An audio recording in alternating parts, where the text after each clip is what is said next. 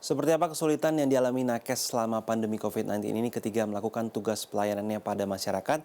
Lalu bagaimana tanggapan mereka terkait insentif yang diberikan pada nakes dan apa saja sebenarnya yang menjadi harapan mereka? Berikut adalah cerita tentang nakes di Kota Bandung, Jawa Barat. Setiap hari sejak 2017, Dr. Ilham Kautsar yang bertugas di Puskesmas Garuda Kota Bandung melakukan pelayanan umum dengan jumlah lebih dari 10 pasien. Jumlah pasien umum di Puskesmas Garuda memang berkurang lebih dari 50% pada masa pandemi ini.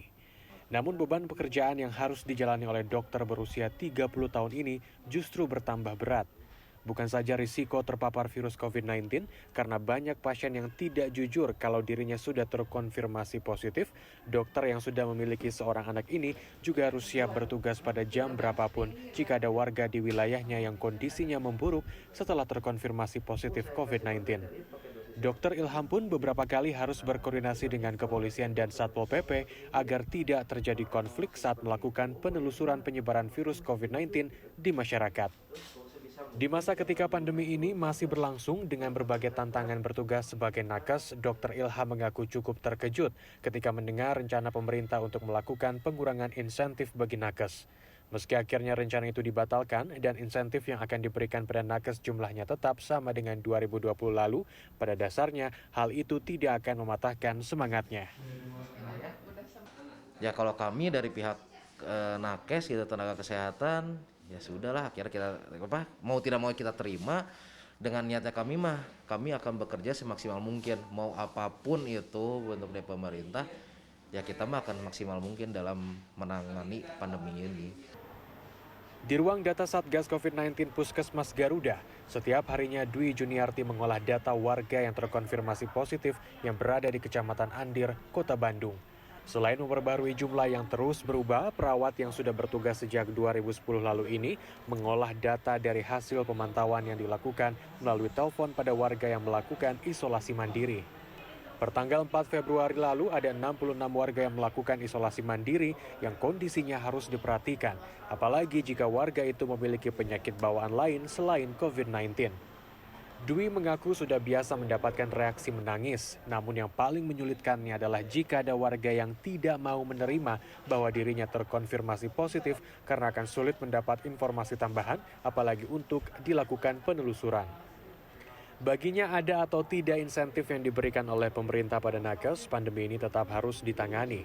Namun Dwi berterima kasih karena akhirnya insentif nakes tidak jadi dikurangi.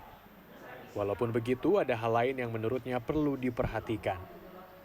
Jangan sampai ada pemberitaan-pemberitaan terkait nakes yang sudah jungkir balik, apalagi teman-teman yang di rumah sakit ya, melakukan pelayanan ternyata ya ada kematian nakes karena COVID tidak ditanggapi dengan baik. Itu luar biasa, bikin kita sedih. Kemudian ada beberapa teman-teman yang memang karena nakes akhirnya tidak bisa pulang ke rumah karena nanti bawa COVID dan lain-lain. Itu juga luar biasa, sangat bikin kita sedih. Ikatan Dokter Indonesia atau IDI Jawa Barat mengapresiasi pemerintah yang menyediakan insentif bagi nakes selama pandemi ini.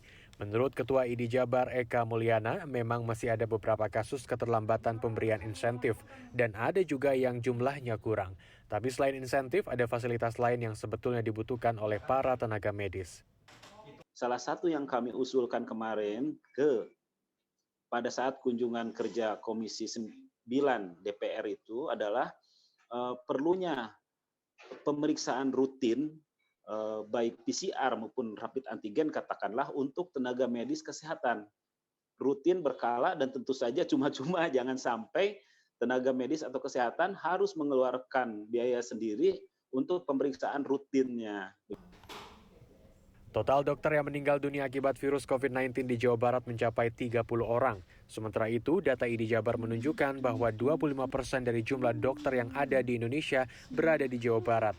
Dengan jumlah mencapai lebih dari 20.000 dokter, lebih dari setengahnya merupakan dokter umum yang merupakan ujung tombak dalam penanganan COVID-19 karena kebanyakan bertugas di puskesmas.